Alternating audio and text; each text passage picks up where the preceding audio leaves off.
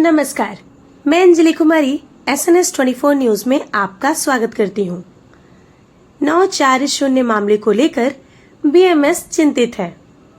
इस योजना का अनुचित लाभ लिया गया था पूर्व में कई यूनियन के द्वारा, इसलिए अघोषित रूप से इसे बंद कर दिया गया है। BMS मानती है कि जो वास्तविक लाभुक हैं या बीमार हैं, उनके आश्रित को इसका लाभ मिलना चाहिए। निश्चित रूप से हम लोग अगली बैठक में इस मुद्दे को उठाएंगे। कभी भी किसी भी योजना का लाभ वैसे लोगों को मिलना चाहिए जो इसके वास्तविक हकदार हैं। इसे नियम नहीं बनाकर वैसे कामगारों को लाभ मिलना चाहिए जो 4-5 सालों से बीमार हैं। आइए सुनते हैं इस संबंध में भारतीय मजदूर संघ के महामंत्री सुजीत कुमार सिंह ने क्या कही। पहले आप अपना नाम पूरा बता दीजिए। जी, सुजीत सिंह भाई साहब। और ये BMS में किस पोस्ट पे है? मैं अभी ABKMS का जनरल सेक्रेटरी का पोस्ट होल्ड कर रहा हूँ। जी, तो हम ये जानना चाहेंगे कि 940 वाला का जो मसला चल रहा है या उसके साथ और भी कई मुद्दे हैं, तो इस मुद्दे को लेकर के BMS क्या माने सोचती है और क्या चाहती है? क्योंकि है क्या कि आपके मंत्री जो है कोयला मंत्री, उन्होंने लोकसभा में भी कह दिया है कि तो कोई बीमार ही नहीं होता है तो नौकरी किसको दी जाए। मतलब कुल मिलाकर के 940 खत्म। तो इसमें अन्य मजदूर यूनियन के लोग तो कह रहे हैं जिनका जो बयान आया है, लेकिन आपका BMS क्या इसमें सोचता है, क्या करेगा इसमें आगे, क्या प्लानिंग है? जी, एक्चुअल क्या है, अभी जस्ट हम लोगों का 18 को रांची में बैठक है जी, जिसमें हमारे कोयला प्रभारी श्रीमान रेड्डी भाई साहब रहेंगे। हाँ। तो उसमें जैसे व्यक्तिगत हमारा अभी ये व्यू है, चूंकि अभी बीच में ये न्यूज आया कि डिनाई किया है कोल इंडिया प्रबंधन के द्वारा। जी, उसमें मैं अपनी बात एक बार उनसे जरूर चर्चा करेंगे कि जैसे 940 एक नियम न बनाया जाए, लेकिन ये कंपलसरी टाइप का, लेकिन ये होना चाहिए कि जैसे कोई मजदूर 4 साल 5 साल 6 साल से वो ऑलरेडी स्पेशल लीव में है, तो वैसे मजदूरों को जरूर चिन्हांकित किया जाना चाहिए कि अगर जो कंटिन्यू 5 साल से है, इसका मतलब वो इन फ्यूचर वो फिट नहीं हो सकता है। जी, तो कुछ एक नियम ऐसा बनाना चाहिए, वैसे लोगों को ऊपर कमेटी बना के जो जेन्युइन है उसको एक अपॉर्चुनिटी देनी चाहिए, ऐसा मतलब मेरा व्यक्तिगत व्यू है। अभी मैं अपने सदन में उस पर रखूंगा ऐसा सोचा। नहीं तो इसमें एक चीज और हम माने कहेंगे इसी मुद्दे पे, चूंकि कोल इंडिया के जितने भी वर्कर्स हैं, सभी वर्कर्स के लिए JBCCI का गठन हुआ और उसी में समझौता होता है, और समझौता होने के बाद वो हुआ कि भाई जो सहमति बनती है जिन जिन मुद्दों पर, उन्हीं मुद्दों को लागू किया जाता है। तो ये 940 भी JBCCI की बैठक में ही उसको पारित किया गया था और उसके बाद इसको इम्प्लीमेंट किया गया था। बहुत दिनों तक इम्प्लीमेंटेशन होता भी रहा, लेकिन लोग ये कहते हैं कि जब से भाजपा की सरकार आई है तब से इसको 940 पर एक तरह से रोक लग गया है। और चूंकि मतलब BMS को लोग बताते हैं, BMS क्या है वो तो आप भी जान रहे हैं, लेकिन लोग बताते हैं कि भाजपा से ही एफिलिएटेड है, इसलिए भाजपा के विरुद्ध या सरकार के विरुद्ध BMS कुछ बोल नहीं सकता है। और मजदूर हित में ये मामला है तो इसमें BMS को बोलना चाहिए, ऐसा लोगों का मानना है। आप क्या सोचते हैं इस मामले में? नहीं, पहले बात तो हम लोग देखिए सही यही है कि गैर राजनीतिक संगठन है। BMS और BJP में बहुत अंतर है, क्योंकि समवैचारिक है, इसलिए जो भी राष्ट्र के बारे में प्रथम की बात के साथ चलता है उसके साथ BMS रहता है। कांग्रेस के समय भी BMS कांग्रेस की अच्छी नीतियों का समर्थन भी किया। जी, BJP के शासन में कई बात का विरोध BMS ने किया। ये बात अलग है कि लोग जोड़ते हैं, लेकिन सही यह नहीं है। सही यह है कि जो मजदूर हित और उद्योग और उसके बाद राष्ट्र का जो अच्छा रहेगा उसके लिए BMS आगे बढ़ेगा। रही बात 940, सही यही है कि ये एक मजदूरों के लिए अच्छा एक मतलब ये विकल्प था कि अगर मजदूर परेशान है या बीमार है। अपंग हो गया हो, बीमार हो गया हो, उसके बदले एक नई सृजन हो जाती थी। उससे हमारा कोयला उद्योग का भी फायदा था और उस मजदूर का भी भला हो जाता था कि परिवार का कोई नया सदस्य की नौकरी। कहीं ना कहीं इसको हम लोगों ने गलत, मतलब इसमें कोई भी व्यक्तिगत किसी यूनियन का नाम नहीं, लेकिन कहीं ना कहीं इसका कुछ गलत अनुचित लोगों को लाभ दिया गया, जिसके ये चलते ये सब बात उठी और इसको एक तरह से अघोषित बंद कर दिया गया है। जी। किंतु सही ये है कि कई लोग जो पात्र थे उनको फिट कर दिया जाता था और जो जिनकी अप्रोच थी उनको अनफिट किया जाता था, और कई लोग ऐसे थे जो कंटिन्यू 4 साल 5 साल से बेड में रहते थे, 100% डिसेबिलिटी थी उस समय भी, उनको फिट कर दिया जाता था जानबूझ के किसी टीम के द्वारा। तो ये चीज को कहीं ना कहीं विराम देना होगा और ऐसा कोई एक नियम बनाना होगा कि 5 साल 6 साल जो जेन्यून है, कि 5 साल 6 साल जो बिस्तर छूट नहीं सकता है इनका, इसका मतलब है कि वो तो एक अच्छा हो गया कि अभी स्पेशल लीव की जो पहले फिक्स टाइम था कि 3 टाइम मिलता था 6 6 महीना, अभी ये कम से कम ट्रेड यूनियन के द्वारा दबाव डाल के कि जब तक फिट ना हो उसको हाफ दे रहा पेमेंट।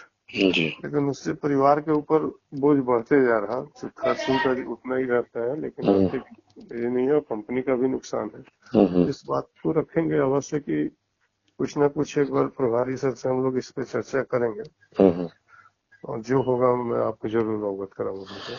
तो वो क्या लग रहा है कि मतलब जो नीतियां हैं बीएमएस की, उसमें लगता है कि इसके मजदूर हित में इस मुद्दे को लेकर के बीएमएस आगे बढ़ेगी आंदोलन में, जैसा कि लोग बता रहे हैं कि लोग आंदोलन भी करेंगे। एक संगठन यूनियन ने तो कह दिया है कि 1 तारीख को वो प्रतीकात्मक आंदोलन का रूप देगा और वो शुरुआत कर देगा इसके मजदूर हित को लेकर के। तो बीएमएस क्या इस मुद्दे को लेकर के मजदूर हित में आंदोलन के साथ जुड़ेगा या फिर अलग नीति बना करके इसका विरोध करेगा या फिर इसके समर्थन में आएगा? क्योंकि नहीं नहीं, आपका भी बीएमएस मानना है, बीएमएस का भी ये मानना है कि चलो ठीक है, कुछ लोगों ने इस नीति को दुरुपयोग किया, इसका गलत फायदा उठाया, जी जिससे कई जो थे जो लाभुक, जिनको बेनिफिशियरी जो बेनिफिट मिलना चाहिए था उनको नहीं मिल करके दूसरे लोगों ने ले लिया। जी तो ऐसी स्थिति में चलिए बीएमएस अगर ये मानती है कि चलो उसको बंद कर दिया गया घोषित रूप से तो ठीक है, लेकिन क्या मतलब जो जेन्यून है उनके बारे में तो सोचना होगा ना। जी जी जी जी। तो इसके लिए क्या मैंने बीएमएस की तरफ से कोई? नहीं, इसमें पक्का इस चीज के लिए हम लोग बात रखेंगे जी। और अभी जो वर्तमान प्रभारी जी हैं उनके बारे में लोगों का कुछ ऐसा जानबूझ के कुछ लोगों के द्वारा ये कर देते हैं लोग, लेकिन सही भाई साहब ये है कि वो क्रिएटिव और जहाँ भी मजदूर हित की बात रहेगी वो अवश्य आगे बढ़ के वो काम करते हैं, प्रयास करते हैं, और इस चीज को अगर जैसे उनको जो सब चर्चा किया जाएगा तो अवश्य कोई अच्छा मतलब रिजल्ट रहेगा। और बीएमएस कभी भी आंदोलन से नहीं भागेगी और मजदूर के जो हित में होगा। अभी हम लोगों का नागपुर में जो कॉन्फ्रेंस हुआ उसमें अपना 6 7 ऐसे अमेंडमेंट में हम लोग अपना लाए हैं, उसको गवर्नमेंट को हम लोग और कोल इंडिया प्रबंधन को भेजेंगे। जी, क्या है उस अमेंडमेंट में, क्या क्या कुछ बिंदु पर चर्चा? उसमें एक तो ये है कि जो अपना रेगुलर वर्कर अपना घटते जा रहे हैं कोल इंडिया का, जी। इसके ऊपर चिंता व्यक्त किया गया है कि भाई कुछ दिनों में ये कंपनी एक जस्ट एजेंट का भूमिका में रह जाएगा, लाइटिंग ऑफ ये में रह जाएगा। तो या तो आप अपने नियुक्तियों का कुछ ये दायरा बढ़ाइए, या फिर कॉन्ट्रेक्चुअल लेबर जो हमारे 20 साल 25 साल से कॉन्ट्रैक्टर के अंदर में काम कर रहे हैं, आप उन्हीं को नियमित करते जाइए, कोई ना कोई ये इसका एक नियम बना के, ताकि कोई कॉन्ट्रैक्टर का वर्कर रिटायर हो जा रहे हैं 60 साल उनका वैसे हो जा रहा है अस्थायी में ही, और हमारे अस्थायी कर्मचारियों की संख्या निरंतर घटती जा रही है कुछ स्पेसिफिक जॉब को छोड़ के, सब रिटायर हो रहे हैं।